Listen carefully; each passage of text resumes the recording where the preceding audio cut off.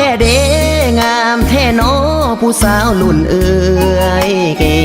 เห็นแล้วใจเมื่อยสาวรุ่นเอ่ยผู้งามกะดอน้องสายคนนี้ฮักอีหลีฮักเอ่ยหูบองามแท้ละน้ออยากจะขอเอามาเป็นเมียหัวใจน้องเฮียอยากได้เมียแท้เด้เอ่ยน้องยังบ่เคยมีคนฮักมีคู่ขอขี้เกียจงามกิริยาคำเว้าจาของเจ้าหมายเดียถ้าได้เป็นเมียน้องคนนี้คงสุขสมใจงามหลายเอื้อยฮักอยากสมัครเอาเป็นคู่ของได้ผัวรุ่นน้อง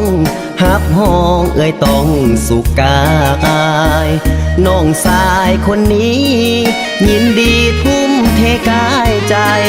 มักษารุ่นเอ่ยรุ่นใหญ่งามดีมีไฟ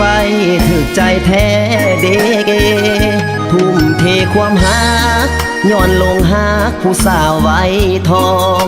หุ่นดีผิวพรรณอ่องตองหัวใจของน้องละลายพังเพถ้าได้เคียงคู่จะเสิร์ชสู้แต่เอื่อยคิงเปมักพร้าวหาวยำแก่มันดีเป็นหัวกะทิที่น้องต้องการ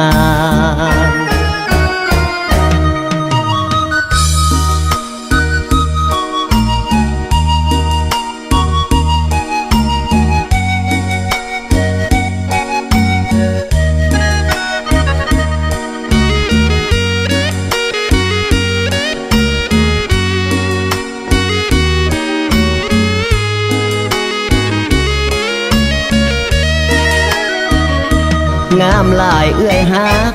อยากสมัครเอาเป็นคู่ของได้ผัวรุ่นน้องฮักห้องเอื้อยต้องสุขกายน้องสายคนนี้ยินดีทุ่มเทกายใจมักษารุ่นเอื้อยรุ่นใหญ่งามดีมีไฟถึกใจแท้เด็กทุ่มเทความฮักย้อนลงฮักผู้สาวไว้ทองหุ่นดีผิวพรรณอ่องตองหัวใจของน้องละลายพังเพถ้าได้เคียงคู่จะเสิร์ชสู้แต่เอื่อยคิงเปมักพร้าวหาวยำแก่มันดีเป็นหัวกะทิที่น้องต้องการ